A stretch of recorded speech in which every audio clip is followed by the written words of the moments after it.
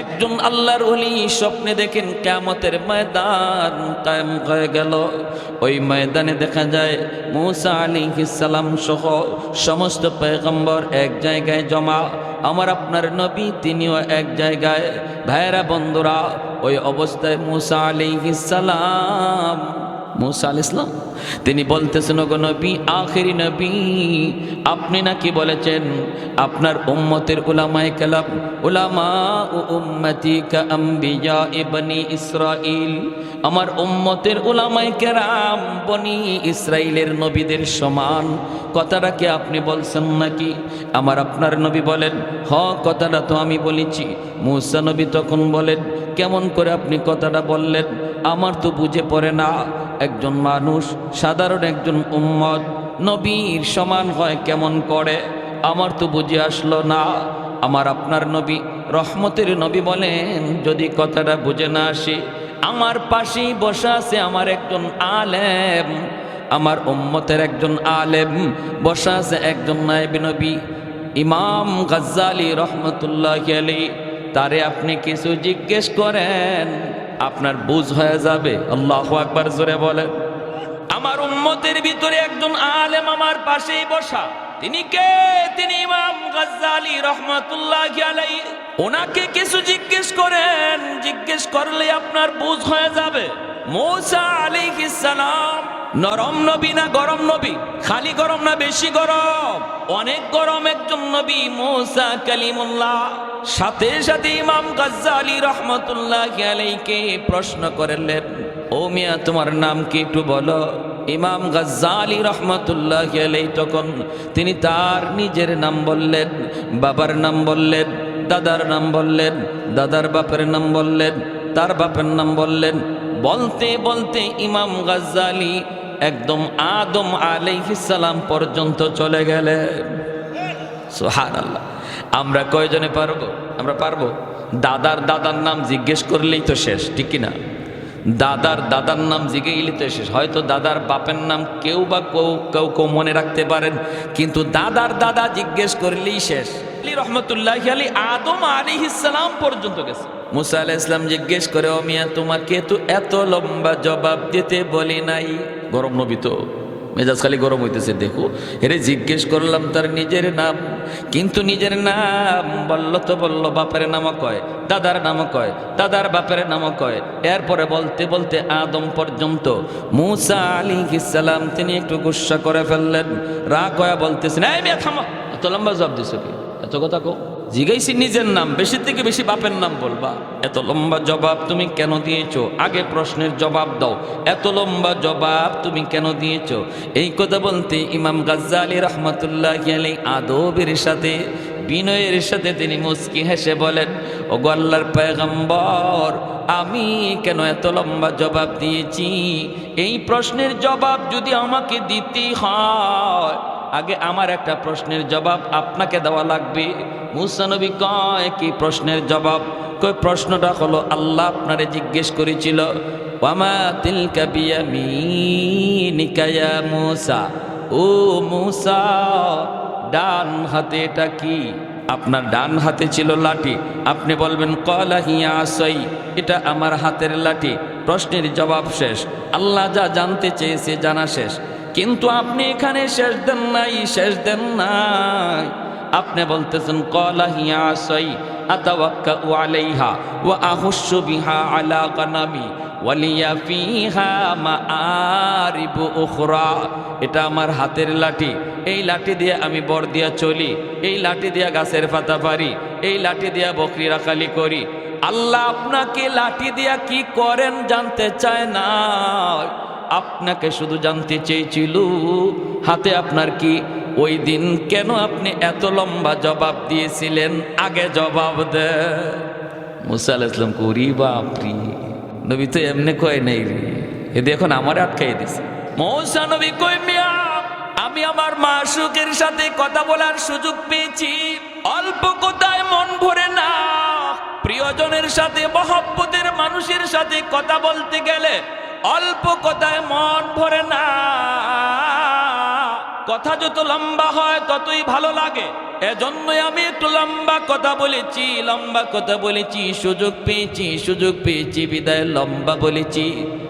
এমনি মুসা আলাইহিস সালামের এই কথা শুই না ইমাম গাজ্জালী রাহমাতুল্লাহি আলাইহি কয়, ওগো আল্লাহর পয়গম্বর, তাহলে আমারও একই জবাব। আমিও এত বড় একজন নবীর সাথে কথা বলার সুযোগ পেয়েছি, সারা জীবন শুধু নাম শুনেছি মুসা কালিমুল্লাহ, যিনি জমিনে বৈশা 3000 বার আল্লাহর সাথে কথা বলেছেন। ওই নবীর নাম শুধু শুনেছি, দেখি নাই। আজ দেখাও হয়েছে, কথাও হয়েছে। এই সুযোগটারে আমিও সুবর্ণ সুযোগ মনে করে নিলাম। কথাটা একটু বাড়াইতে আমারও মনের মধ্যে একটু চাহাত জাগলো। এক কথায় জবাব দিলে তো শেষ হয়ে যায়। আমিও আপনার মতো এই চিন্তায় লম্বা করেছি। সুবহানাল্লাহ, জোরে বলেন। লাজিদ্দাওয়ালা নিদ্দাওয়ালা হাদ্দালি মাওলা, লাজিদ্দাওয়ালা নিদ্দাওয়ালা হাদ্দালি মাওলা, আল-আনা কামা কানা ওয়ালাম ইয়ালকা জাওয়ালা, আল-আনা কামা কানা ওয়ালাম ইয়ালকা জাওয়ালা, লা মিসলা ওয়ালা সাওয়ারা মিসলাম ওয়া নাযীরা, মান ক্বালা সিওয়া যালিকা ক্বাদ ক্বালা মুহালা, মান ক্বালা সিওয়া যালিকা ক্বাদ ক্বালা মুহালা, লা ওয়ালদা ওয়ালা ওয়ালিদা লা আম্মা ওয়া খালা, লা শিবহা ওয়ালা মিসলা ওয়ালা কুফুয়া লিমাওলা। একটু জোরে সুরে বলেন আল্লাহু আকবার। আর একটু জোরে বলি আল্লাহু আকবার। এজন্য বলতেছি রে যুবক, সন্তানটার মাদ্রাসায় পড়াও। প্রাথমিক শিক্ষাটা যেন তার কোরআনী শিক্ষা হয়, মুসলমানি তার শিক্ষা হয়। এরপরে যদি তারে তুমি হাফিজে কোরআন বানাইতে চাও, তাহলে তো নূরুন আলা নূর। আর যদি বানাইতে না চাও, আমি নিষেধ করব না, বাধাও দেব না। যদি বানাইতে নিয়ত করো, তাহলে তো নূরুন আলা নূর, নূরুন আলা নূর।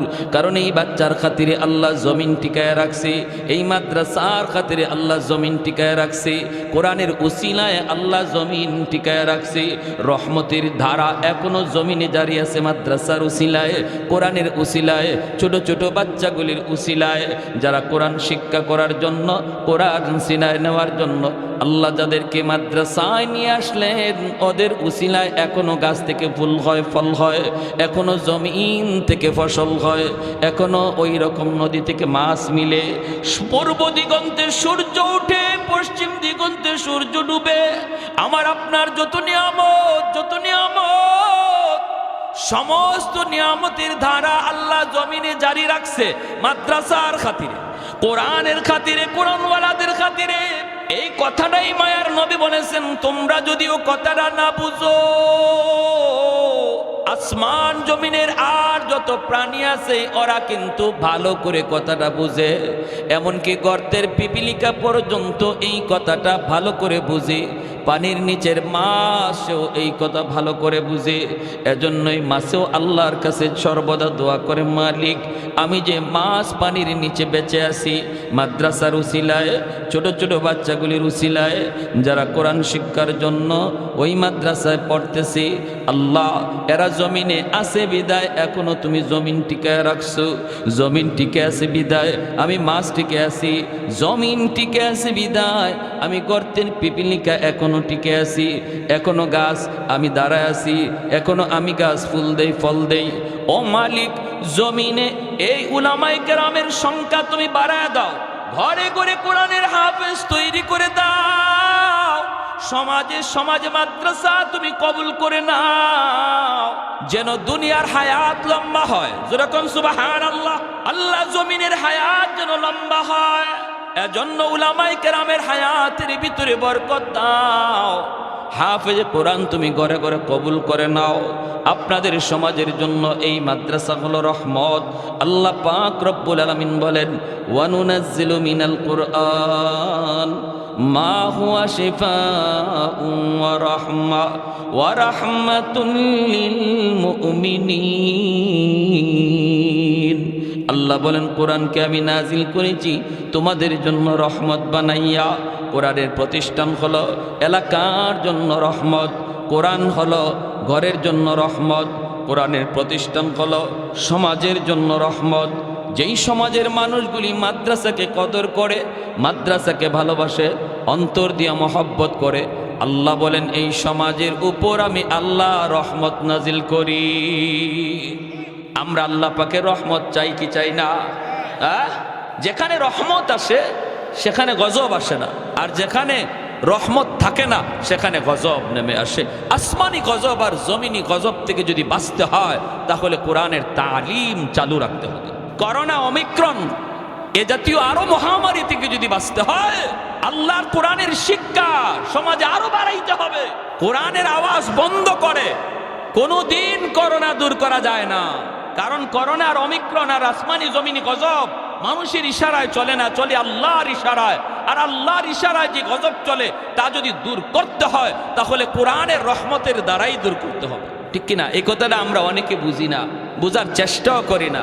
বিধায় করোনার সময় ওয়াজ মাহফিল চলতো না। আরে যার যে ওয়াজের দ্বারা, যে কোরআনের আওয়াজের দ্বারা করোনা দূর হবে, এটা বন্ধ করে তুমি করোনা বিদায় করতে চাও, করোনা আরো দ্বিগুণ বেগে আসবে, ঠিক কিনা? জোর এখন এই বুঝতেই নাই, এই বুঝতেই তো নাই। আমার ভাইয়েরা, বন্ধুরা, ভারতের একজন বহুত বড় আল্লাহর ওলি খাজা কুতুবউদ্দিন বখতিয়ার কাকি রহমতুল্লাহি আলাইহি, বহুত বড় আল্লাহর ওলি। মা এরকম দিনের বুঝ আছে বিধায় মা নিয়ে গেছেন মাদ্রাসায়। মনে রাখবেন, সন্তানের ব্যাপারে বাবার চেয়ে মার জিম্মাদারি বেশি। নবী বলেন আল মারআতু রাইয়াতুন আলা বাইতি যাওজিহা ওয়া ওয়ালাদিহি।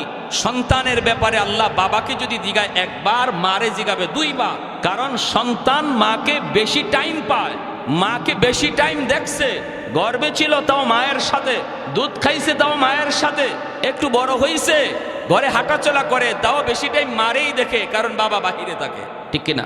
এজন্য আল্লাহর নবী বলেন একজন সন্তান সে আল্লাহ চিনল কিনা, সে মুসলমানি শিখলো কিনা, এই প্রশ্নের জবাব বাবা যদি দেয় একবার, মায় দেওয়া লাগবে দুইবার।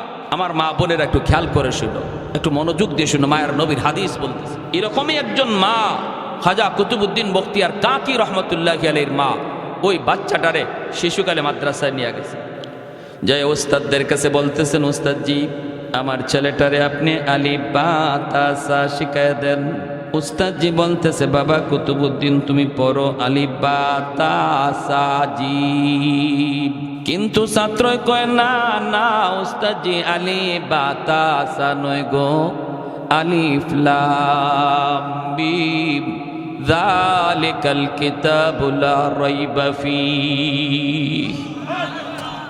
এতটুকুই শুধু নয়, উস্তাদের সামনে ছোট্ট বাবু কুতুবউদ্দিন এক বসায় কোরআনের 15 পারা হিফজ শোনায় দিল। আল্লাহর কালামের 15 পারা মুখস্থ উস্তাদের সামনে শোনায় দেয়। উস্তাদের চোখ দিয়া দর দর করে পানি ধরতে লাগলো, আর উস্তাদ কান্দে আর কই, বাবা কুতুবউদ্দিন কি শোনাইলি? তোর মা বলছে আলিফ বা তা সা শিখাইতাম, আর তুমি কিনা আমাকে আলিফ লাম মিম শুনাইতেছ। শুধু শোনাও নাই, তুমি তো কোরআনের 15 পারা আমার হিফজ শোনাই দিছ। বাবা তোমার মা কেন এমন ভাবে মজাক করলো, কেন আমার সাথে ঠাট্টা করলো? চলো তোমার মায়ের কাছে যাব। উস্তাদজি কুতুবউদ্দিন বখতিয়ার কাকিকে লইয়া মায়ের কাছে আইয়া তিনি ডাক দিয়া বলতেছেন, মা গো, ও মা তুমি কেন এমন মজাক করলা? কি মজাক মা? পর্দার আড়াল থেকে জানতে চায়। উস্তাদজি বলতেছে, তুমি বলছো আলিফ বা তা সা শিখাইমু, কিন্তু তোমার ছেলে কুতুবউদ্দিন আলিফ বা তা সা পড়ে নাই গো, সে তো আলিফ লাম মিম বইলা আল্লাহর কোরআনের 15 পারা মুখস্থ শোনায় দিছে। এ মা কেন মজাক করেছো, কেন ঠাট্টা করেছো? মা তখন চোখের পানি চাইরা কান্দে আর কয়, উস্তাদজি খুদার কসম আমি মা নিজেও জানি না আমার ছেলে কুতুবউদ্দিন কেমন করে 15 পারা মুখস্থ করছে। তবে আমার যদ্দূর মনে পড়ে উস্তাদজি, আমার সন্তান পেটে আসার পর থেকে নিয়ে আমি বেহুদা কোনো কাজ করি নাই, বেহুদা কোনো কথা বলি নাই, শুধু শুধু আমি কোরআন তিলাওয়াত করতাম। যখনই আমি তারে দুধ পান করাইতাম, দুধ পান করানোর সময়ও আমি বেহুদা কোনো কথা বলতাম না। সন্তানকে দুধ পান করাইছি আর আমি কোরআন তেলাওয়াত করছি। আমি আল্লাহর কালামের 15 পারার হাফেজা, 15 পারা আমার মুখস্থ ছিল। এজন্য আমার কুতুবউদ্দিনকে আমি যখন দুধ পান করাইতাম, আমি দুধের সাথে কোরআন তেলাওয়াত করতাম। মনে হয় দুধের সাথে তিলাওয়াত যায় ঢুকছে। জানি না, আমি নিজেও জানি না জীবনে কতবার আমি এই 15 পারা মুখস্থ তেলাওয়াত করেছি, কতবার আমার সন্তান পেটে দেইখা মার কোরআন তেলাওয়াত শুনছে। এজন্য মা সন্তান পেটে লইয়া যদি বেশি বেশি কোরআন তেলাওয়াত করে রে যুবক, এই সন্তান বড় হইয়া কোরআনের হাফেজ হয়। মা সন্তান পেটে লইয়া যদি বেশি বেশি গান শুনে, এই সন্তান বড় হইয়া গানের মাস্টার হয়। মা সন্তান পেটে নিয়ে যদি বেশি বেশি করে টক খায়, সন্তান বড় হইয়া টক প্রিয় হয়। মা সন্তান পেটে নিয়ে যদি বেশি বেশি মিষ্টি খায়, সন্তান বেশি বেশি মিষ্টি প্রিয় হয়। মা সন্তান পেটে নিয়ে যদি পর্দার ভিতরে চলে, সন্তান মেধাবী হয়, মেধাবী হয়। আর সন্তান পেটে নিয়ে মা যদি বেপরদায় চলে, বেপরদায় চলে, এই সন্তান বোকা হয়। 16ই ডিসেম্বর আমি মাহফিলে বের হয়েছি, দেখলাম নারী পুরুষ অবাধে বের হয়েছে রাস্তায়। রাস্তাঘাটে চলা মুশকিল হয়ে গেছে, গাড়ি নিয়ে যাওয়া মুশকিল। এর ভিতরে হঠাৎ করে নজর পড়ে গেল একটা মহিলা, সেও বেপরদায় নেমে এসেছে। কিন্তু তার হালত দেখে আমি বুঝলাম এই মহিলা গর্ভবতী, অল্প দিনের ভিতরে হয়তো বাচ্চা দুনিয়াতে আসবে। দেখতে ভয় লাগে, ভয় লাগে।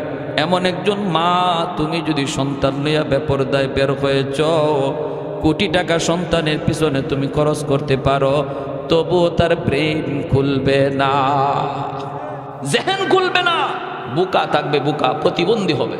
ভাইয়েরা আমার, এজন্যই কুতুবউদ্দিন বখতিয়ার কাকি রহমতুল্লাহি আলাইহির মা বলতেছে, উস্তাদজি আমার সন্তান কুতুবউদ্দিন দুধ পান করার সময় মায়ের দুধ খাইছে আর কোরআন তেলাওয়াত শুনছে। যেরকম সুবহানাল্লাহ। তাহলে বলুন, মার দুধ খাওয়ার সময় যদি কোরআন তেলাওয়াত দুধের সাথে যায় ঢোকে, দুধ খাওয়ার সময় যদি সন্তান গান শুনে, মা যদি নাটক দেখে আর সিনেমা দেখে, এই গানের আওয়াজও দুধের সাথে ঢুকতে পারেনি না, পারে না। ময়মনসিংহ এলাকায় গেলাম, এক অসুবিধা দিতেছে আপনাদের। চা দিছে আমারে, চা খাইতেছি, দেখি চা জাল লাগে। চা কি লাগে? কি ও ভাই, চা কি জাল লাগে? আমি কই ইন্না লিল্লাহ। আমরা তো চার সাথে চিনি দেই, এরা মনে হয় চার সাথে মরিচের গুঁড়া দেয়। এই এলাকায় মনে হয় সিস্টেম এইটা, নাইলে চা জাল লাগতো কেন? তো আমি বললাম যে ভাই এদিকে আসো। কি সে হুজুর? আমি চাটা খাইয়া দেখেন তো। এ খাইছে, হুজুর চা তো জাল লাগে। আমি কি ব্যাপার কি, আপনাদের এলাকায় মরিচের গুঁড়া দেয়? না হুজুর, এটা কি কর? আমি তো তাড়াতাড়ি দেখেন তো ঘটনা কি, বলে মনে হয় মরিচের গুঁড়া দিয়া লাগছে, চিনি মনে করে। এমন গেছে যাই দেখে যে, না হুজুর মরিচের গুঁড়া দেয় নাই, তরকারির পাতিলে চা জাল দিছে।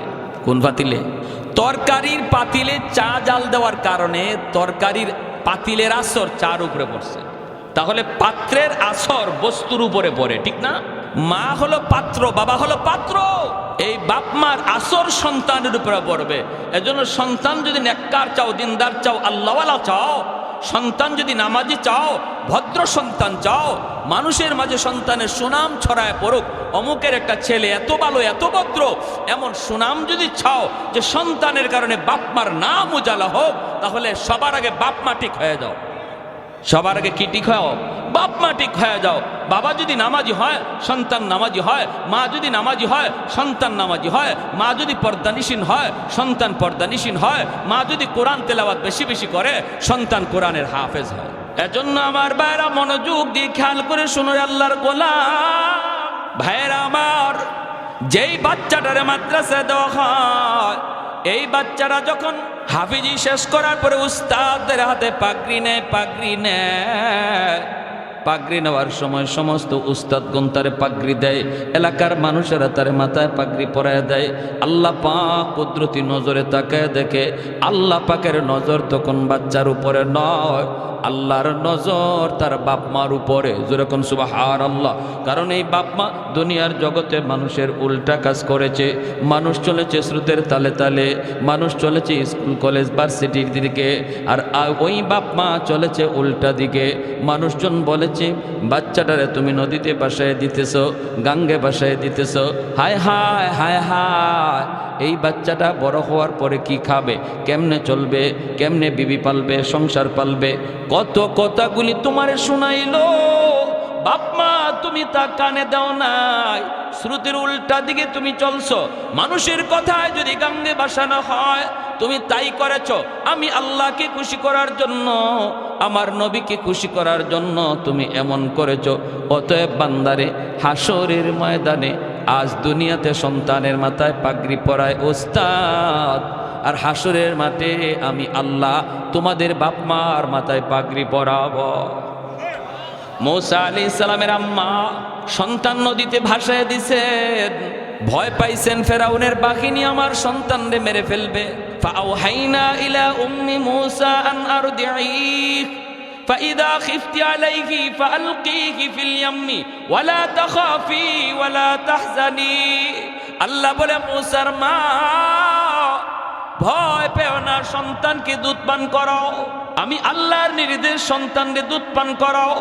আর যদি তুমি ভয় পাও, আমার কথা মতো তুমি মূসাকে নীল দরিয়ায় ভাসায় দাও। ভয় পেও না, টেনশন করো না, সন্তান ডুবে যাবে, সন্তান মারা যাবে।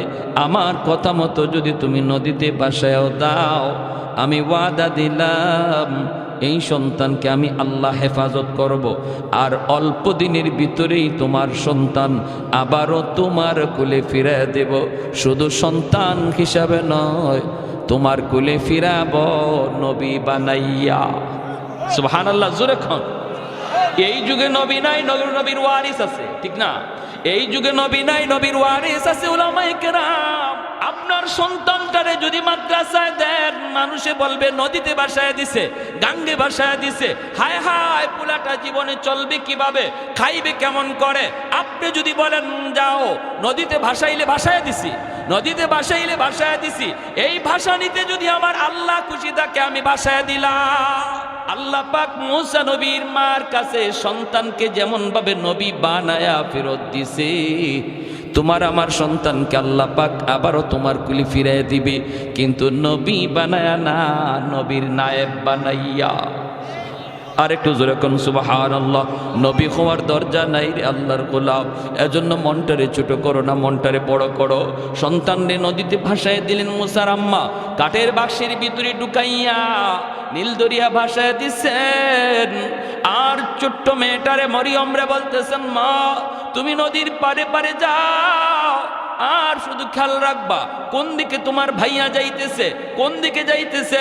ভাইরে নদীর পানিতে ভাসায় দিলেন, আর মেয়েটারে বললেন নদীর পারে পারে তুমি যাইতে থাকো। ভাইয়েরা বন্ধুরা, নীল দরিয়া কাঠ ভাসায় দিছেন।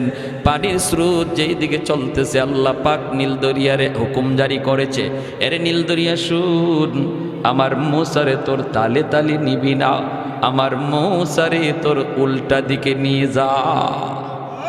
স্রোতের তালে তালে না, স্রোতের উল্টা, স্রোতের উল্টা, স্রোতের উল্টা বাক্স চলতে শুরু করলো। উল্টা দিকে যাইতেছে ফেরাউনের দরবারের দিকে।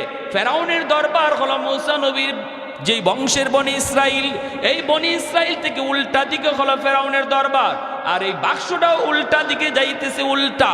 মরিয়ম নদীর পারে পারে যায়, ভাইয়া নদীর পানিতে ভাসতেছে, আর বোনটা নদীর পারে পারে যাইতেছে।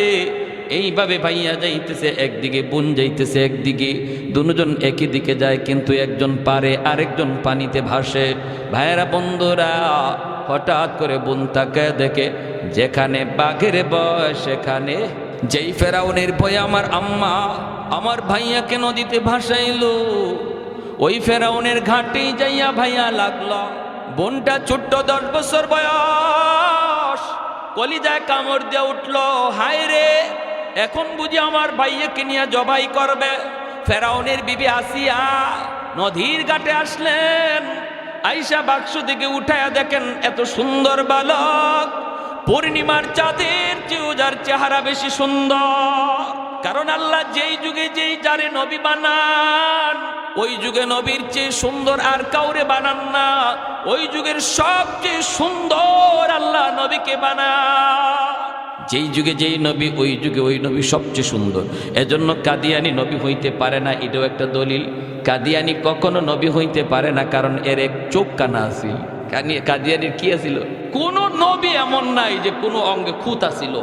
আদম আলাইহিস সালাম থেকে নিয়ে একদম আমাদের নবী পর্যন্ত এমন কোন নবী নাই যে নবীর শরীরে কোনো একটা খুঁত আছিল, কোনো একটা দোষ আছিল।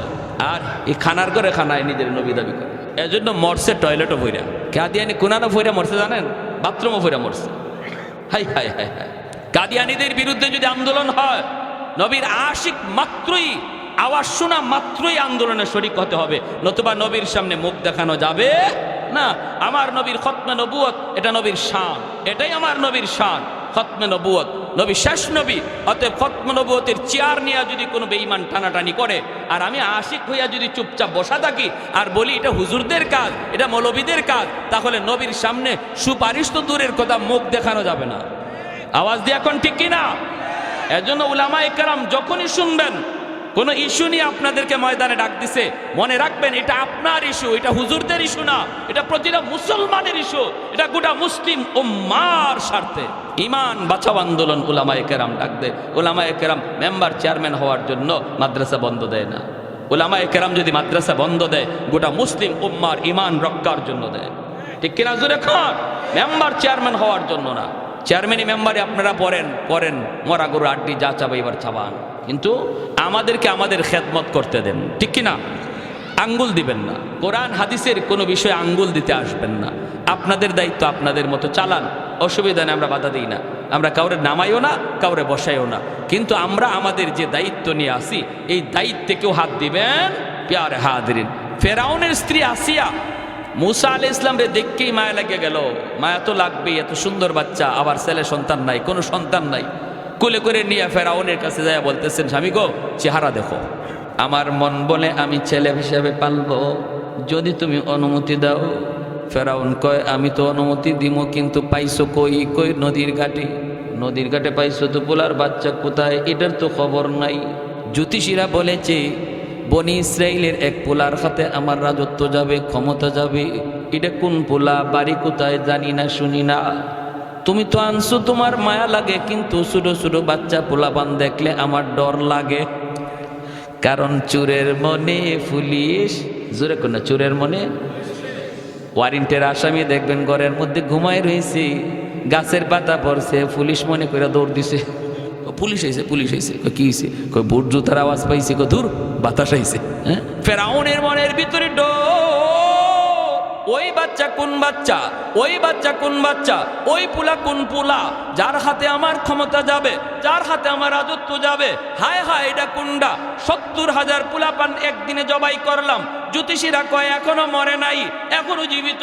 হায়, তাহলে এটা কুন্ডা, কয় বয়স হয়ে গেছে, অল্প বয়স দুনিয়াতে চলে আসছে, মার দুধ খায়। হায় হায়, কোন পুলা, দুধের বাচ্চা জবাই করলাম। গণকেরা কয় এখনো মরার ভিতরে ফরছে না, জিন্দা। ফেরাউনের ভয়, ফেরাউন বিবি আসিয়াকে ডাক দিয়া কয়, আসিয়া তোমার তো মায়া লাগে, তোমার তো মায়া লাগে, কিন্তু আমার তো ভয় লাগে, ভয় লাগি। এটা কোন বাচ্চা, এটা কোন পোলা, যার হাতে আমার রাজত্ব যাবে। যেই বাচ্চাটারে তুমি নিয়ে আসছো, এটার বাড়ি নি আবার বনি ইসরাইল, বনি ইসরাইলের পোলা হয়, তাহলে তো আমার ডর লাগারই কথা। আমার ঘুম নাই, খাওয়া নাই, সব কিছু আমার চলে গেছে। আর তোমার বড় দেখলে মায়া লাগে, আমার তো মনে হয় ইডিয়া ওই হিডিয়া। আসিয়া কয় তোমার মাথা নষ্ট হইছে। ফেরাউনে কয় কেমনে? কয় এটা বনি ইসরাইলের পোলা হইলে ইবায় আওয়ার কথা না, হিবায় যাওয়ার কথা। ভালো করে বুঝছে, শ্রুতের উল্টা আসার কথা না। কারণ বনি ইসরাইল হলো আমাদের বাট্টল ভাটি এলাকায়, পানির তালে তালে ওই দিকে যাওয়ার কথা, এইদিকে আসার কথা না। তাদের ব্রেইনে আউলা লাগায় দিছে কে? আরেকটু জোরে বলেন কে? শ্রুতের উল্টা দিকে চালাইলেন কে? এই ক্ষমতা আল্লাহর আছে না নাই? আরো জোরে আছে না নাই? যেই মাত্র আসিয়া কয় তোমার বুদ্ধি শুদ্ধি আসেনি, এমনি বুঝি তুমি খোদা হইছো, এমনি বুঝি তুমি রাজা হইছো। একটু তুমি চিন্তা করে দেখো, একটু তুমি বুঝা দেখো, ভাইবা দেখো। ফেরাউনে কয় আসিয়া তুমি ঠিকই তো কইছো, আসলে এটা বনি ইসরাইলের পোলা হইতে পারে না। আল্লাহ পাক কুদরতি মুস্কি হাইসা কয় এরে বেঈমান, কার সাথে খেলা শুরু করছো টের পাইবি। হ্যাঁ, কার সাথে আঙ্গুল দেবো এবার টের পাইবা। তুমি মুসারে মারতে চাও আর আমি আল্লাহ রাখতে চাই, ঠিক না? তুমি মারতে চাও যারে, আমি রাখতে চাই, এবার দেখা যাবে। কয় তাহলে এখন কি করবো? আসিয়া কয় আমি পালব। ফেরাউন কয় তাহলে পালো, আমার তো ডর লাগে। কয় না না, ডরায়ও না, এই বাচ্চা বনি ইসরাইল হইতেই পারে না। তাফসীরের কিতাবের ভিতরে রাইসুল মুফাসসিরিন আব্দুল্লাহ ইবনে আব্বাস রাদিয়াল্লাহু তাআলা আনহু বলেন, আসিয়া যে বলছেন আমার বড় মায়া লাগে, মায়া লাগে, মায়া লাগে, এজন্য আল্লাহ পাক রব্বুল আলামিন আসিয়াকে আল্লাহ দৌলতে ঈমান দান করেছেন। কারণ একজন নবীর চেহারা দেখে তিনি বলছেন আমার মায়া লাগে, আল্লাহ পাকেরও মায়া লাগছে কথাটা, এজন্য দৌলতে ঈমান তারে দান করেছে। আর ফেরাউন বলছিল আমার ডর লাগে, ভয় লাগে, এজন্য ফেরাউনের ঈমান নসিব হয় নাই, বেঈমান হয়ে মরছে। এই যেই জমানায় নবী থাকবেন না, নবীর ওয়ারিস থাকবে উলামায়ে কেরাম। রাইসুল মুফাসসিরিন আব্দুল্লাহ ইবনে আব্বাস রাদিয়াল্লাহু তাআলা আনহু বলেন, এই যুগেও কোনো মানুষ যদি কয় মাদ্রাসার ছাত্র দেখলে আমার ভালো লাগে, মাদ্রাসার ছাত্রগুলিরে দেখলে আমার বড় মায়া লাগে, উলামায়ে কেরামের চেহারার দিকে তাকাইলে আমার বড় মায়া লাগে, এই কথাটা তারে মৌতের সময় দৌলতে ঈমান আল্লাহ দিয়া দিবে। আর যদি কেউ কয় মাদ্রাসা ভালো লাগে না, পোলাপান দেখলে আমার ভালো লাগে না, মোল্লা মুন্সি দেখলে ভালো লাগে না, সে যত বড় নামাজি হোক, যত বড় হাজি হোক, যত বড় দিনদার হোক, যত বড় বুজুর্গ হোক, যত বড় পাগড়িওয়ালা হোক, রাইসুল মুফাসসিরিন আব্দুল্লাহ ইবনে আব্বাস রাদিয়াল্লাহু তাআলা আনহু তিনি কে? তিনি আমার নবীর আপন চাচাতো ভাই। এই উম্মতের ভিতরে আল্লাহর কালাম সবচেয়ে তিনি বেশি বুঝছেন, সবচেয়ে বেশি তিনি আল্লাহর কালামকে বেশি চিনছেন, বেশি বুঝছেন। এজন্যই তিনি হলেন মুফাসসিরদের সরে তাজ। তিনি বলেন যে মানুষটাই কইব মোল্লা মুন্সি ভালো লাগে না, মৌতের সময় তার ঈমান সাথে যাবে না। নাউজুবিল্লাহ। আসিয়া কয় আমার বড় মায়া লাগছে, আমি এখন পালব। ফেরাউন কয় ঠিক আছে, বুঝলাম তো বনি ইসরাইলের না, তাহলে এই দুধের বাচ্চারা পালবো কেমন করে? দুধের বাচ্চারে দুধ খাওয়ানো প্রয়োজন। শুধু ওয়া ওয়া করে মুসা নবী কাঁদতেছে, দুধ খাওয়াইতে হবে। দুধের বাচ্চারে টুস বিস্কুট দিলে হইব? দুধের বাচ্চারে মার দুধ দেওয়া লাগবে। ফেরাউনে কয় তাহলে দেখো না, কোনো আমার এই রাজ দরবারের ভিতরে যত মহিলা আছে বাচ্চারে দুধ খাওয়ায়, ওদেরকে ডাকো, দেখো কারো দুধ বাচ্চায় খায় কিনা। ওই মহিলাদেরকে ডাকা হলো। আল্লাহ পাক মূসা নবীর ইশারায় বইলা দিছে, কারণ নবীরা যদিও ছোট, কিন্তু আল্লাহ শিশুকালেই তাদেরকে বড় মানুষের বুঝ দিয়া রাখেন। আল্লাহ ইশারা দিয়া দিছে, মূসা সাবধান সাবধান, কারো বুকের দুধ তুমি খাইও না, কারণ আমি আল্লাহর কুদরতের খেলা মাত্র শুরু হয়েছে। তোমার মারে আমি ওয়াদা দিছি, তোমারে আবার মার কুলে ফিরাইয়া দেব। সুবহানাল্লাহ, জোরে করুন। অতএব সাবধান, তুমি কারো বুকের দুধ খাইও না। যত মহিলা আয় দুধ খাওয়ানোর জন্য, মূসা নবী দুধ খাইব দূরের কথা, কান্নাই থামে না। কারণ নবীগণ ছোট হলেও আল্লাহ তাদেরকে বড় মানুষের বুঝ দিয়া রাখে, ঠিক না? ফেরাউনে নিচে কুলে চুমা দিব, চুমা ফেরাউনে দিব চুমা, কুলে নিয়ে আদর কইরা। মূসা নবী ছোট হয়ে তিনি বুঝে গেছেন, কারণ ছোট হলেও তিনি তো বুঝের মানুষ, তিনি তো নবী, তিনি তো বুঝে গেলেন আরে বেঈমানের বেঈমান, নাফরমানের নাফরমান, তুই তোরে খোদা কও, আবার তুই আমার কালে চুমা দিবে, ইম্পসিবল। খালি চুমাটা দিতে চাইছে, মূসা নবী গাল ফিরায় নিছে। ফেরাউন কই কিরে, আমি তো সুকা খাইলাম, শেক খাইলাম। এরপরে ওই ফেরাউনের কোলে তাইকেই ফেরাউনের গালের মধ্যে কষায়া মারছেন চর। ফেরাউন চর খাইয়া দিশা বিশা হারাইলেছে, ডাক দিছে আসিয়া, দৌড়ে আসছে। বিবি কি হয়েছে? কি হয়েছে কইও না। ওই সময়ও কইসলাম আমার ডর লাগে। ও কি হয়েছে কও না। ও চুমা দিতে নিছি, চুমা তো লয় না, এটা তো শেষ কথা নাই। এরপরে যে আমার গালে একটা বসাইছে, এখনো আমার গালে খবর হইতেছে। আসিয়া কই কি কও তুমি? বলে হাও, এর চরের ঢকে কয় ও আমারে বুজ্জা চর মারছে। আসিয়া কয় তোমার মাথা নষ্ট হয়েছে, ছোট মানুষ বুঝে না সোজা না, ছোট বাচ্চারা এমনিতেই হাত নাড়ানাড়ি করে, হয়তো হাত নাড়ানাড়ি করছে তোমার গালে লাগছে, তুমি কও চর। ফেরাউনে কয় আসিয়া চরটা আমি খাইছি আমি বুঝি, তুমি যদি খাইতা টের পাইতা। আমি খাইছি আমি বুঝি, 100% আমার বুঝা চর দিছে। আসিয়া কয় না বুঝা, ফেরাউনে কো বুঝা। আসিয়া কয় না বুঝা, ফেরাউনে কো বুঝা। এখন লাগছে না বুঝা আর বুঝার মধ্যে ঝগড়া। এখন কি হইব কি হইব? আসিয়া কয় তাহলে একটা পরীক্ষা করা হয়ে যাক। কিসের পরীক্ষা? কয় বুঝা না বুঝা, এটার পরীক্ষা হইব। কেমনে? কয় আগুন দাও এক জায়গায়, আগুনের আংরা রাখো এক জায়গায়, আরেক জায়গায় রাখো স্বর্ণের টুকরা। আগুনের আংরা আর স্বর্ণের টুকরা দেখতে প্রায় একরকম, সেম সেম। এরপরে বাচ্চারা সারো এখান থেকে, দেখি আঙ্গুর গালা দিয়ে কোন দিকে যায়।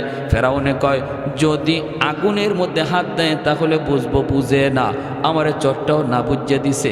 আর যদি স্বর্ণে হাত দেয় তাহলে বুঝ আছে পুরাপুরি, চটটাও আমারে বুঝিয়েই মারছে। পরীক্ষা হবে। আসিয়া বলতেছে তাহলে এটাই ভালো, পরীক্ষা হয়ে যাক। স্বর্ণ রাখছে এক জায়গায় আর আগুনের আংরা রাখছে এক জায়গায়, রাখিয়া মুসা নবীরে ছাড়ছে। নবী তো বুঝে গেছে কোনটা আগুন কোনটা স্বর্ণ, উনি স্বর্ণের দিকেই যাইতেছি। ফেরাউনি পেছন থেকে কয় আসিয়া ওই যায়। আসিয়া তো ডরাইতেছে, আল্লাহর স্বর্ণের দিকেই রূপ নিছে, এখন তো স্বর্ণকে হাত দিব সাথে সাথে দু টুকরো করে ফেলেব। কাছাকাছি যায় মাত্র হাতটা দিবেন, এমনি আল্লাহ পাক কয় জিব্রাইল লাব্বাইক ইয়া রাব্বাল আলামিন, তাড়াতাড়ি করে আমার মুসার কাছে যাও। কারণ নবী তো সব বুঝে, এটা যে স্বর্ণ এটা যে আগুন, আগুনের মধ্যে হাত দিয়া দাও, স্বর্ণে যেন মুসা হাত না দেয়। যদি হাত স্বর্ণে দিয়া দেয় পেঁচ লেগে যাবে, আমার কুদরতের খেলা এখানেই শেষ হয়ে যাবে। না রে জিব্রাইল, তুমি অদৃশ্য থেকে আমার মুসার হাতটা আগুনে দিয়ে দিও। মুসা নবী হাত বাড়াইছেন ঠিক স্বর্ণের দিকে, আর জিব্রাইলে আমিন হাতটা দিয়ে দিছেন আগুনে। আল্লাহু আকবার, জোরে খন। আর দিছেন না খালি, উনি যে বুঝে না এটা বুঝাইবার লাগি আল্লাহ পাক আরো কদ্দুর করাইছে। ছোট বাচ্চারা কোনো কিছু হাতে নিয়েই দেখবেন সাথে সাথে মুখে দেয়া দেয়, তাই না? উনিও আগুনের আংরাটা হাতে লইয়েই সাথে সাথে মুখে দিয়ে দিছেন। আর আসিয়া দৌড় দিয়ে আসছেন, আইসেই তাড়াতাড়ি মুখ থেকে সর। বলছিলাম না পোলাটা বুঝে না, বুঝে না, এখন কামাইছে নি, এখন মুখ পুড়ছে নি। মুসা আলাইহিস সালামের এই জিব্বার আগাটা একটু জ্বলে গেছিল, এজন্য কথাটা কিছু অস্পষ্ট হইতো।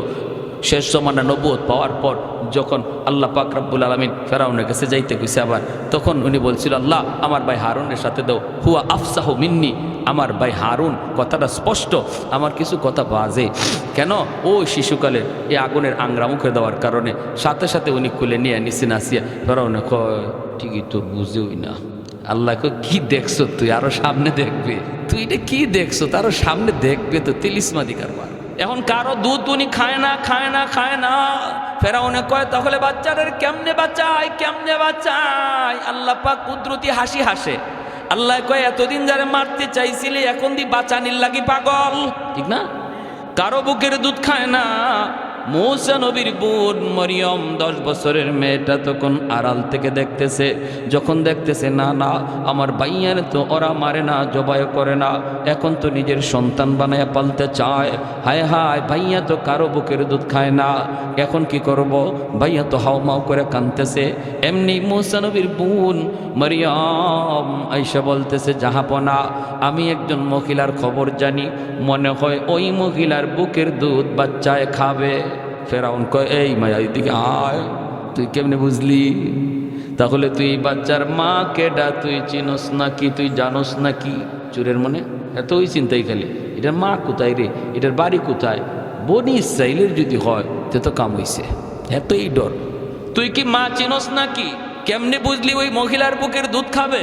এমনি মূসা নবীর বোন আল্লাহ পাক মাতার মধ্যে এই পরিমাণ জ্ঞান দিয়েছেন।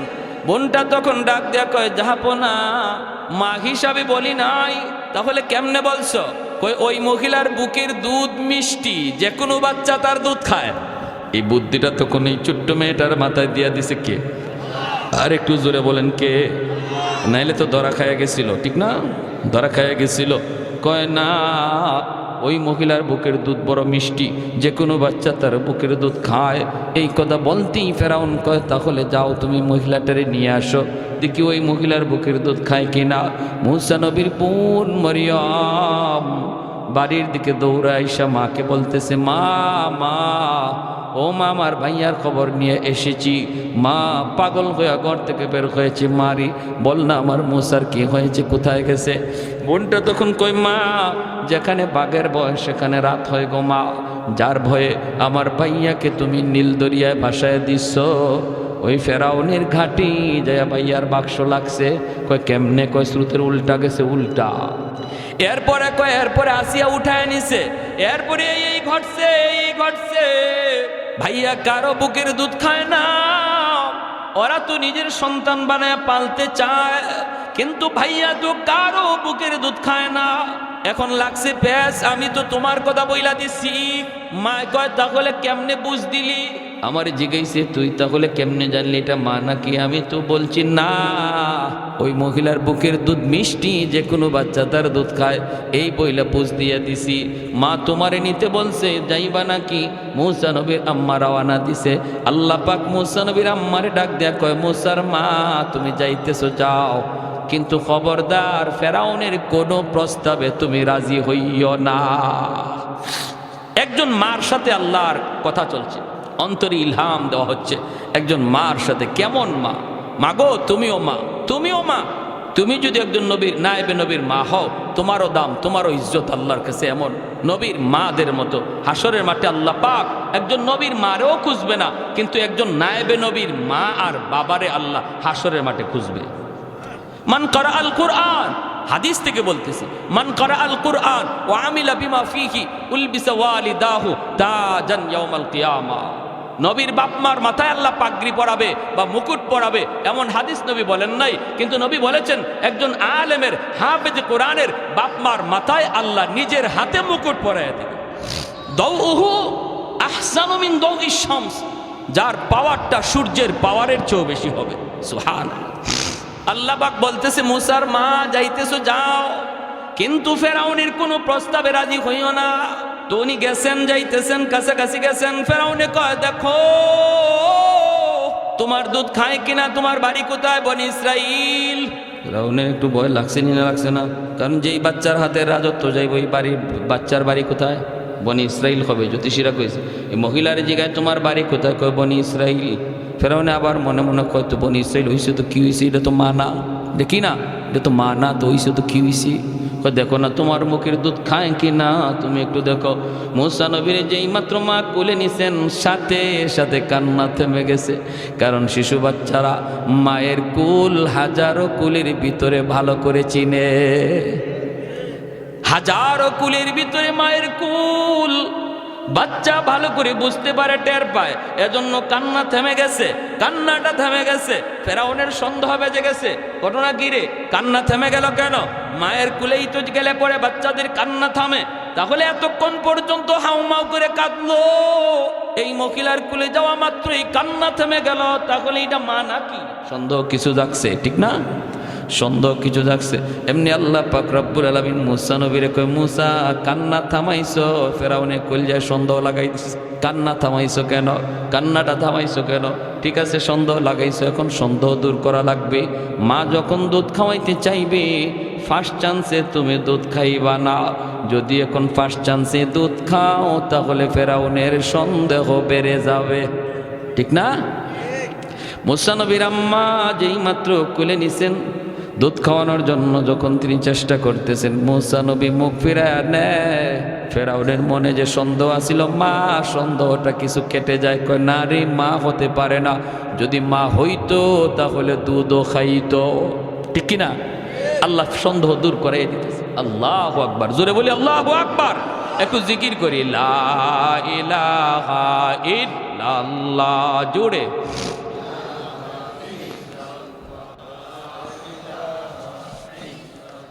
আরো জোরে, লা ইলাহা ইল্লাল্লাহ, লা ইলাহা ইল্লাল্লাহ, জোরে।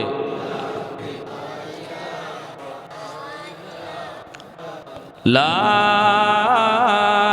ইলাহা ইল্লাল্লাহ মুহাম্মাদুর রাসূলুল্লাহ একটু জোরে সুরে বলি সাল্লাল্লাহু আলাইহি ওয়াসাল্লাম। আমার ভাইরা, তাহলে একজন মার কাহিনী শুনাইতেছি, ঠিক না? আমাদেরও মা আসেনি না নাই? ছোট ছোট বাচ্চাগুলির মা আসেনি না নাই? মাও আছে, বাবাও আছে, ঠিক না ভাইরা?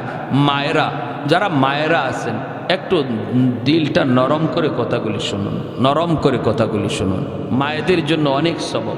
কতটা দাম আল্লাহ মুসা নবীর আম্মারে দিছেন। আল্লাহ নিজে মুসা নবীর আম্মার সাথে কথা বলতেছেন, জোরে কর না সুবহানাল্লাহ। আল্লাহ নিজে কথা বলতেছেন, একজন নবীর মার সাথে আল্লাহ কথা বলতেছেন। একজন নবীর নায়েব, একজন হাফেজে কোরআনের মা যদি তুমি হও, একজন মুফতি মুহাদ্দিসের মা হও, তোমারও এরকম আল্লাহর কাছে এত দাম, দাম বেড়ে যাবে, দাম বেড়ে যাবে। হাজি সাহেব কষ্ট করে আপনাদের সহযোগিতা লইয়া, আপনাদের পরামর্শ লইয়া, মনে অনেক আশা নিয়া এই মাদ্রাসাটা দিচ্ছেন। মনের ভিতরে অনেক আশা, ঠিক না ভাই?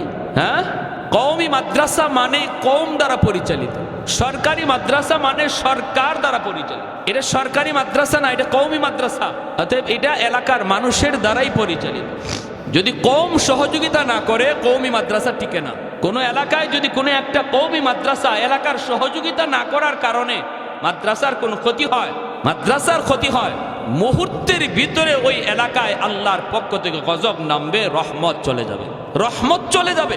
কারণ মাদ্রাসা টিকে আছে বিধায় আল্লাহ এখনো আমার আপনার সুস্থ রাখছে, এখনো আমার আপনার আল্লাহ রহমত দিয়ে ভরপুর করে রাখছে। প্যারে হাজিরিন, এজন্য নবী বলেন, কুন আলিমান আও মুতাআল্লিমান আও মুহিব্বান আও মুঈনান ফালা তাকুন খামিসা। হয় তুমি আলেম হও, নতুবা মাদ্রাসায় পড়ো, নতুবা তুমি আলেমদেরকে মহব্বত করো, আর নতুবা মাদ্রাসাকে সহযোগিতা করো। ফালা তাকুন খামিসা।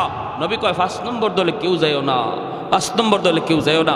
মানে মাদ্রাসার সাথে বিদ্বেষ রেখো না, মাদ্রাসার প্রতি কোনো দুশ্মনী রেখো না, মাদ্রাসার ক্ষতি করার চিন্তা নিও না। দুনিয়া আখিরাত তার বরবাদ হয়ে যাবে।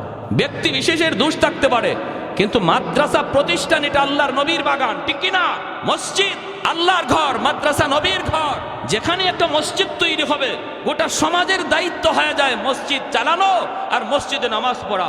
মসজিদের কমিটির সভাপতি কে, তার উপরে গুসা করে যদি কেউ মসজিদের ক্ষতি করে, আল্লাহর কাঠগড়ায় দাঁড়ায় জবাব দেওয়া লাগবে। মুক্তির কোনো উপায় নাই, কারণ মসজিদ সভাপতির নয়, ঠিক কিনা? এখন ঠিক তেমনি কোন এক ব্যক্তির মাধ্যমে মাদ্রাসা তৈরি হয়, তার মানে এই নয় মাদ্রাসা তার উপরে গুসা করে যদি প্রতিষ্ঠানের কেউ ক্ষতি হয়ে যায়, আমার কোনো আচরণে, আমার কোনো কথায় আল্লাহর কাছে মুক্তি পাওয়ার কোনো উপায় নাই। প্রতিষ্ঠান হয়ে যাওয়া মাত্রই গোটা সমাজের দায়িত্ব হয়ে যায় প্রতিষ্ঠান চালানো, ঠিক কিনা? জোরে কোন সমাজের, গোটা সমাজের দায়িত্ব হয়ে যায় প্রতিষ্ঠান চালানো। ওই কিছুদিন আগেও কিতাবের মধ্যে পড়ছি, ঘটনাটা বলতেছি, আমি শেষ দিয়ে দেবো। আরও ইন্টারেস্টিং ঘটনা শেষের দিকে, উদ্দেশ্য আমার সামনে। পাকিস্তানে এক দাওয়াতে তবলিগের জামাত গেছে, যে দেখে জঙ্গলের মধ্যে একটা মসজিদ, মসজিদে কোনো মানুষজন বলতে কেউ নাই, কেউ নাই। এই মসজিদের ভিতরে তারা ঢুকছে, ময়লা আবর্জনা পড়ে রয়েছে। দাওয়াতে তবলিগের মানুষরা এই ময়লা আবর্জনা পরিষ্কার করে তারা এই মসজিদে থাকার সিদ্ধান্ত নিছে, এই মসজিদে থাকার সিদ্ধান্ত নিছে। এলাকার মানুষজন দৌড়ে আসছে, এসে কয়, হুজুর আপনারা এখানে থাকবেন? বলে আমরা এই মসজিদে থাকবো। কয় আল্লাহর দোহাই মসজিদে থাকেন না। রাত যখন 2টা বাজে তখন এমন এক কান্নার আওয়াজ আমরা শুনি, আর এই ভয়ে এই এলাকা থেকে মানুষজন বাড়িঘর দূরে সরায় এসে, আপনারা এখানে থাকেন না, ভয় পাবেন। আমি সাক্ষ্য কি কও? বলে রাত 2টার সময় দেখবেন কান্না শুরু হয়েছে। তখন এই অবস্থায় দেখা যায় ও এশার নামাজ পড়ার পর খাওয়া দাওয়া কইরা দাওয়াতে তবলিগের সাথীরা, আমি সব বরব্বর আল্লাহওয়ালা মানুষ, বুজুর্গ মানুষ, ইনি বলতেছি তোমরা সবাই ঘুমাও। আমি ঘুমাবো না, আমি দেখতে হবে কিসের কান্না, আমি সজাগ থাকবো, তোমরা ঘুমাও। কিন্তু সাথীরা কি আর ঘুমাইতে পারে? এরাও আর ঘুম নাই, সবারই কান সজাগ। কির আওয়াজ, কিসের কান্না একটু শুনবো। যখন ঠিকই 2টা বেজে গেছে তখনই শুনে একদম মানুষ মরলে যেভাবে কান্নার আওয়াজ হয়, এভাবে আস্তে আস্তে ফুফায়া ফুফায়া কান্নাটা শুরু হয়েছে। যখন কান্নাটা শুরু হয়েছে তখনই এরা সাথে সাথে ঘুম থেকে উঠে গেছে। উঠিয়া আমির সাহেবের পাশে জড়ো হয়ে গেছে। দেখে কান্নার আওয়াজ শুধু বাড়তেছে, কান্নার আওয়াজ বাড়তেছে। ডান দিকে কান্না, বাম দিকে কান্না, সামন থেকে কান্না, পিছন থেকে কান্নার আওয়াজ শুধু বাড়তেছে। সবাই ভয় পেয়ে গেছে, আমির সাহেবের কাছে আইসা জড়ো হয়ে গেছে। তখন ওই অবস্থায় কাঁদতেছে কাঁদতেছে আমির সাহেব, তিনিও বলতেছে চলো আমরাও হাত উঠাইয়া আমরাও কান্না শুরু করি। আমির সাহেব হাত উঠাইয়া তিনি সাথীদেরকে নিয়ে আল্লাহর কাছে কান্না শুরু করছে। এমন কান্না শুরু করছে, কানতে তাদের কান্নার আওয়াজে ওই কান্না বন্ধ হয়ে গেছে। তখন একটা আওয়াজ আসছে, এই আওয়াজ কান্নার আওয়াজ, এটা মানুষেরও না জিনেরও না। এই কান্নাটা আল্লাহর ঘর মসজিদের প্রতিটা ইট কাঁদতেছে, আল্লাহর ঘর মসজিদের প্রতিটা ইট কাঁদতেছে। এই কেন বলে আওয়াজ হচ্ছে গাইবে আওয়াজ, যে একমাত্র কারণ এলাকার মানুষ মসজিদের হক আদায় করতেছে না, মসজিদের দেখশন রাখতেছে না, মসজিদ চালাইতেছে না, মসজিদে নামাজে আসতেছে না। এই জন্য প্রতিটা দেয়াল, প্রতিটা চৌকাঠ, প্রতিটা ইট এভাবে কাঁদতেছে। বলুন এই মানুষগুলার অবস্থা কি হবে? তখন আমির সাহেব কাঁদতে কাঁদতে অস্থির হয়ে বলতেছে, আল্লাহ তোমার দরবারে ফরিয়াদ, যতক্ষণ পর্যন্ত এই মসজিদে ভরপুর মুসল্লি আমরা না বানাবো, আমরা তবলিগের কাজ এখানে বন্ধ করব না। সেই মসজিদ তারা আবাদ করে আসছে, পাকিস্তানের বাস্তব কারগুজারি। এজন্য মনে রাখবেন, খতরনাক বিষয় ভাই, খতরনাক বিষয়, সঙ্গীন বিষয় মসজিদ মাদ্রাসা। মসজিদ আল্লাহর ঘর, মাদ্রাসা নবীর ঘর। আমার নবী রওজায় শুয়ে শুয়ে কলিজায় ব্যথা পাবে যখন এই সংবাদ শুনবে যে অমুক এলাকার একটা মাদ্রাসা অবহেলিত, এলাকার মানুষের সহযোগিতা নাই, এলাকার মানুষ থেকে সন্তান আসে না, হ্যাঁ, প্রতিটা ঘর থেকে হাফেজ হওয়ার ফিকির হয় না, মানুষগুলা সন্তানকে হাফেজ বানাইতেছে না, আলেম বানাইতেছে না, হ্যাঁ, মাদ্রাসার ছাত্রগুলি কষ্টে আছে কি সুখে আছে, এলাকার মানুষের দেখশন নেয় না। এই খবর যদি নবীর কাছে যায়, নবী কষ্ট পাবে। আমি আবারও বলছি, আল্লাহর দোহাই, কোনো ব্যক্তির উপরে বা কোনো মানুষের উপরে কখনো মনে করবেন না যে এই প্রতিষ্ঠান তার না। মসজিদ আল্লাহর, মাদ্রাসা নবীর, ঠিক কিনা? আমার নবীর প্রতিষ্ঠান, এটা আমার জিম্মাদারি, আমার দায়িত্ব মাদ্রাসাকে উন্নত করা, নতুবা আমার নবীর সামনে জবাব দেওয়ার কোনো মুখ থাকবে না। বিয়ারে হাজিরিন, এই অবস্থায় মুসা আলাইহিস সালামের আম্মার কুলে যাওয়া মাত্রই যখন কান্না থেমে গেল, তখন আল্লাহ বলতেছে, মুসা যখন দুধ খাওয়াইব দুধ খাইও না। ইনি ফার্স্ট চান্সে দুধ খায় নাই, দ্বিতীয়বার যখন আবার দুধ খাওয়ানোর চেষ্টা করেছেন, তখন আল্লাহ বলতেছে, মুসা এখনো খাইও না, কারণ এখনো ওর কলিজায় কিছু সন্দেহ রয়ে গেছে, কারণ মানুষের দিলের খবর জানেন কে? আল্লাহ। দ্বিতীয়বার যখন আবার চেষ্টা করেছে, তখনও তিনি কান্না। এইবার ফেরাউনের অন্তর থেকে পুরাপুরি সন্দেহ দূর, কয় না, মা হতেই পারে না। আল্লাহ পাক ফেরাউনের অন্তরের খবর জানেন। সাথে সাথে আল্লাহ পাক কয়, মুসা এইবার তুমি ভালো করে খাও। তৃতীয়বার যখন মা আবার চেষ্টা করেছেন, তখন তিনি মার বুকের দুধ তিনি খাওয়া শুরু করলেন। খাইতেছেন খাইতেছেন, ফেরাউন তখন কয়, হাই রে, বাচ্চাটারে বাঁচানো গেল, হাই রে, এই মহিলার দুধ যে খাইলো।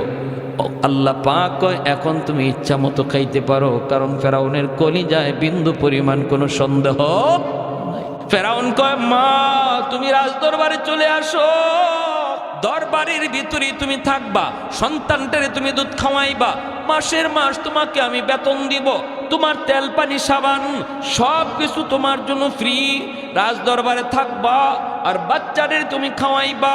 আল্লাহ পাক কয়, মুসার মা সাবধান, তুমি এই প্রস্তাবে রাজি হইও না, এটা বড় ভয়ঙ্কর প্রস্তাব। তুমি যদি রাজদরবারে থাকো, যে কোনো মুহূর্তে মা সন্তানের সম্পর্ক প্রকাশ পেয়ে যেতে পারে, তুমি এই প্রস্তাবে রাজি হইবা না। মুসা নবীর আম্মা কয়, না, আমি আপনার রাজ দরবারে আসতে পারবো না, আমার বাড়ি আছে, ঘর আছে, সংসার আছে, আমি থাকবো না, চলে যাব। ফেরাউন কয়, তাহলে এই বাচ্চাটারে বাঁচাবো কেমন করে? তোমার বুকের দুধ ছাড়া তো কারো বুকের দুধ খায় না। সকাল সন্ধ্যা তুমি আসবা, আইসা বাচ্চাটারে দুধ খাওয়ায় যাইবা, আমি তোমাকে মাসের মাস বেতন দিব। মুসা নবীর আম্মায় কই, টাইম নাই, টাইম নাই, টাইম নাই, সকাল সন্ধ্যা আপনার বাচ্চারে দুধ খাওয়ানোর আমার টাইম নাই। ফেরাউন কয়, তাহলে এবার তুমি বলো, বাচ্চারে আমি বাঁচাবো কেমন করে? মুসা নবীর আম্মা কয়, তোমার বাঁচানোই লাগবে। কহ, বাঁচানোই লাগবে? কয়, বাঁচানোই লাগবে। কহ, বাঁচাইতেই হবে, দুধ খাওয়াবো কেমনে, বাচ্চারে বাঁচাবো কেমনে? তোমার বুকের দুধ ছাড়া তো কারো বুকের দুধ খায় না। এমনি মুসা নবীর আম্মা তখন কয়, তাহলে একটা পথ আছে। একটা পথ বলে কোন পথ? বাচ্চাটারে আমার সাথে আমার বাড়িতে দিয়া দাও। বুঝছেন? বুঝছেন? বাচ্চাটারে আমার সাথে আমার বাড়িতে দিয়া দাও, আমি নিয়ে যাই, দুধ খাওয়ানোর বয়স পর্যন্ত আমি দুধ খাওয়াবো, এরপরে তুমি লইয়া আইও। মাসের মাস আমাকে বেতন দেওয়া লাগবে, বেতন। ফেরাউন কয়, ঠিক আছে, তোমার মাসের মাস বেতন দিব, অ্যাকাউন্ট নাম্বার দিয়া যাও। অ্যাকাউন্ট নাম্বার দিয়া যায়, বেতন ধার্য হয়। আর মা সন্তানকে নিয়ে বাড়ির দিকে রওনা দেয়। মা সন্তানকে দুধ খাওয়ায়, ফেরাউন বলদে বেতন দেয়। ঠিক কিনা জোরে কোন? মা তার সন্তানকে দুধ খাওয়ায় আর বলদে। কেমন বলদ বানাইছে আল্লাহ, কার সাথে লাগছে? আহা, আল্লাহ পাক রব্বুল আলামিন মুসা নবীর আম্মারে ডাক দিয়া কয়, মুসার মা, বাচ্চা নিয়ে যাইতেছো, মনে আছে নি আমার ওয়াদার খবর? জোরে কোন না সুবহানাল্লাহ। ফাআওহাইনা ইলা উম্মি মুসা আন আরদিহি فإذا خفت عليه فألقيه في اليم ولا تخافي ولا تحزني إنا رادوه إليك وجاعلوه من المرسلين। আমি যে ওয়াদা দিছিলাম আমার কথায় গাঙ্গে ভাসায় দাও, নাই কোনো টেনশন নাই, সন্তানের কোনো ক্ষতিও হবে না, বরং আমার কথায় নদীতে ভাসাইলে সন্তান আবার ফেরত দিব, এটা আমার ওয়াদা। ও মুসার মা, মনে আসেনি আমার ওয়াদার কথা? ফেরত শুধু দিছি তা না, বেতন সহ দিছি। আমি আপনিও যদি আল্লাহ পাককে খুশি করার জন্য সন্তান মাদ্রাসায় দিলে নদীতে ভাসানো হয়, গাঙ্গে ভাসানো হয়, মানুষের কথায় আমি আপনি নদীতে ভাসাইতে রাজি, আল্লাহকে খুশি করার জন্য। মুসা নবীর আল্লাহ পাক মার কোলে ফিরায় দিছেন। আমারে আপনারও আল্লাহ পাক রব্বুল আলামিন আমার সন্তানরেও আপনার সন্তানরেও আপনার কোলে ফিরায় দেবে, মুসা নবীর নবী বানাইয়া আর আমার আপনার সন্তানরে নবীর নায়েব বানাইয়া। সুবহানাল্লাহ, জোরে খান। তাহলে মন ছোট করার কোনো দরকার আছে? মনটারে বড় করার। আল্লাহর গোলাম, দুনিয়া কয়দিনের? অল্প দিনের। কত সন্তান বাবার কবরের পাশ দিয়া গান গেয়ে গেয়ে চলে যায়, আফসোস। কত সন্তান মার কবরের পাশ দিয়া গান গেয়ে গেয়ে চলে যায়, শুধু দিন না শিখানোর কারণে, বাপ মাতার জিম্মাদারি আদায় না করার কারণে। আর যদি আমি আপনি আমার জিম্মাদারি আদায় করি, সন্তানকে যদি দিন শিখাই, মুসলমানি শিখাই, এই সন্তান বাবার কবরের পাশে যাইয়া সূরা ইয়াসিন পড়বে, সূরা ফাতিহা পড়বে, ইখলাস পড়বে, চোখের পানি ঝরবে, সাথে সাথে আল্লাহ কবরের আযাব আল্লাহ মাফ করে দিবে। ভাইরে, এজন্য বলতেছিলাম, ভাইরা থানভী আলাইহির রহমা লিখছেন, ছোট্ট বাচ্চাটা মাত্র মাদ্রাসায় ভর্তি হয়েছে, বাবা মারা গেছে, বাবা ওসিয়ত করে গেছিল বিবিরে, বিবি গো, যদি আমার ছেলে সন্তান হয়, আমার ছেলেটারে তুমি হাফেজে কোরআন বানাইও। এর ভিতরে বাবা চলে গেছে। ছেলে যখন আল্লাহর কালাম পড়া শুরু করছে, ইয়াদ হয়ে গেছে বাবার কথা। যেদিন কোরআন সবক নেই, আজ যদি আমার আব্বা দুনিয়া থাকতো, আমার উস্তাদদেরকে মিষ্টি খাওয়াইতো, ছাত্রদেরকে জিলাপি খাওয়াইতো। আজ আমি কোরআন সবক নিতেছি, আমার আব্বা যদি দুনিয়া থাকতো, আজকে কত কিছু খাওয়াইতো। এই ছেলে সবকটা লইয়া বাবার কবরের পাশে যায় দাঁড়াইছে, চোখের পানি ঝরা যখন কাঁদতে শুরু করছে। ভাইরা বন্ধুরা, আল্লাহ পাক রব্বুল আলামিন গজবের ফেরেশতাদেরকে কয়, এ আযাবের ফেরেশতারা, কবরের আযাব তোমরা বন্ধ করো, কারণ আমার বান্দার ছোট্ট বাচ্চারা কবরের পাশে দাঁড়ায় কাঁদতেছে। আমি আল্লাহকে রহমান কয়ে ডাক দিছি, আমাকে রহিম কয়ে ডাক দিছি, অতি দয়ালু কয়ে আমারে যেই বাচ্চায় ডাক দেয়, আমি তার বাবারে মারতে পারি না। আমি আল্লাহরে যে দয়ার সাগর কয়ে ডাক দে, আমি তার মারে কবরে আযাব দিতে পারি না। এজন্য রে ভাই, বাপ মা একদিন আমরা সবাই চলে যাব, সন্তান রেখে যাব। যদি সন্তানটারে হাফেজ বানাইতে পারি, আলেম বানাইতে পারি, দুনিয়াতে সন্তান জন্ম দেওয়া সার্থক হয়ে গেল, সন্তান রেখে যাওয়া সার্থক হয়ে গেল। ভাই, সন্তানের দ্বারা দুনিয়া কামাই করার নিয়ত অন্তর থেকে বাদ দিয়া দেন। মনে করেন, একটা নিয়ত করেন, সন্তান যেন আমার সদকায়ে জারিয়া হয়। পারবো না ইনশাল্লাহ? এই মাদ্রাসা ধরে রাখা শুধু একজনের দায়িত্ব না, সবার দায়িত্ব। আমরা কারা কারা মাদ্রাসার সহযোগিতা করতে রাজি? হাত উঠে আল্লাহরে দেখায়। আল্লাহ, তুমি প্রতিটা হাতকে কবুল করো। জোরে বলি আমিন। আর একটু জোরে বলেন আমিন। একখান হাদিস বলবো, গুরুত্বপূর্ণ একখান হাদিস, কেউ উঠবেন না। এর আগে আমার একটু অনুরোধ থাকবে, যারা মাদ্রাসায় সহযোগিতা করে, মাদ্রাসার ভালো মন্দ খেয়াল রাখে, মাদ্রাসার ছাত্রদের সুবিধা অসুবিধার দিকে খেয়াল রাখে, হাসরের মাঠে ওই হাফেজ সাহেব যখন জান্নাতের দিকে রওনা দিব, তখন ওই হাফেজ সাহেব বলবো, আল্লাহ, আমার আব্বা আম্মা কই? আমার আব্বা আম্মা স্যার, আমি জান্নাতে যাইমু না। আল্লাহ ফেরেশতাদেরকে কইব, যাও তার আব্বা আম্মারে জাহান্নাম থেকে তুলে আনো। তার বাপ মারে যখন জাহান্নাম থেকে তুলে আনবে, তার দাদা দাদি, তার বাপ মারে ধরবে, ধরে কইব তোমরা তো তোমাদের সন্তানের সুপারিশে জান্নাত পেয়ে গেছো, কিন্তু সে তো আমাদেরও নাতি, আমি তো কম মায়া করছি না আমার নাতিটারে, আমি নানা তো আমার নাতিটারে কম আদর করি নাই, আমরাও বিপদে পড়ে গেছি, যে কইও আমাদের জন্য যেন একটু সুপারিশ করে। তার বাপ মা ওইটাইয়া কইব বাবারে আমরাও জান্নাতে যাইমো না, তুমি যদি তোমার বাপ মা ছাড়া জান্নাতে না যাও, আমরাও আমাদের বাপ মা ছাড়া জান্নাতে যাইমো না। তখন আল্লাহ বলবো যাও কোরআনের পাখির দাদা দাদিরে তুইলা আনো। দাদা দাদিরে যখন উঠে আনবে এলাকার মানুষে ধরবো, ধরে কইব ভাই আমরা ওই এলাকার মানুষ, যেই এলাকা থেকে আপনার নাতি হাফেজ হয়েছে, আলেম হয়েছে, আমরা ওই এলাকার মানুষ, আমরা ওই মাদ্রাসার খেদমত করছিলাম, মাদ্রাসায় একটু সহযোগিতা করছিলাম, আমাদের জন্য একটু সুপারিশ করতে কইও। আল্লাহ নবী রহমতের নবী বলেন ওই হাফেজ সাহেবকে মাঝখান দিয়ে সারা হবে, আর দুই দিকে সারিবদ্ধভাবে আল্লাহ মানুষ দাঁড় করায় রাখবে, একজন একজন করে চিনবে। একজনে কইব হুজুর আপনি আমারে চিনছেন? আনাল্লাদি সাকাইতুকা মা আ, আমি আপনাকে এক গ্লাস শরবত খাওয়াইছিলাম, চিনছেন? আর একজনে কইব হুজুর আপনি আমারে চিনছেন? আনাল্লাদি ওয়াহাবতুল্লাকা ওযুআ, আমি আপনাকে এক বদনা ওজুর পানি দিয়েছিলাম। ছোট্ট থেকে ছোট্ট খেদমতো যারা করছিল এগুলা কইব। যারা 1000 2000 এক বস্তা 2 বস্তা এরকমভাবে 1 টন 2 টন আর ইট বালু যারা দিছে, এটা তো বড়। নবী ছোট্টরা কইছেন এক গ্লাস পানিও যে মাদ্রাসার ছাত্রদেরকে খাওয়াইছিল হেও পরিচয় দিব, আর ওই সময় ওই হাফেজে কোরআন তারে চিনে ফেলবে। আল্লাহ রাব্বুল আলামিন তখন বলবে আমার কোরআনের পাখির সাথে এই সমস্ত মানুষগুলাকে বরযাত্রীর মতো জান্নাতে ঢুকাইয়া দাও। একজন বর, তার সাথে কতজন বরযাত্রী থাকে যেমন হিসাব থাকে না, বরযাত্রী যায় সবাই ঢুকে, কেউ রে আটকানো হয় না, কারণ বিয়ের দিন বরযাত্রীর পাওয়ার বেশি থাকে। এমনিভাবে জান্নাতেও আলেম হাফেজ মুফতি মুহাদ্দিস তাদের সাথে এদের মুফতি আর আলেম হাফেজ হওয়ার পিছনে যত মানুষের অবদান ছিল ওই মানুষগুলাকে আল্লাহ বরযাত্রীর মতো জান্নাতে দিয়ে দিবে। সুবহানাল্লাহ, জোরে কম। এজন্য একজন ভাই হাতটা জাগান, হুজুর আমি ইনশাআল্লাহ এই মাদ্রাসার জন্য, হাজী সাহেব কি লাগবে মাদ্রাসার? হ্যাঁ 100 বস্তা সিমেন্ট, 10,000 ইট, 2 টন রড, আর মাসে 30,000 টাকা খরচ লাগে। জহিরুদ্দিন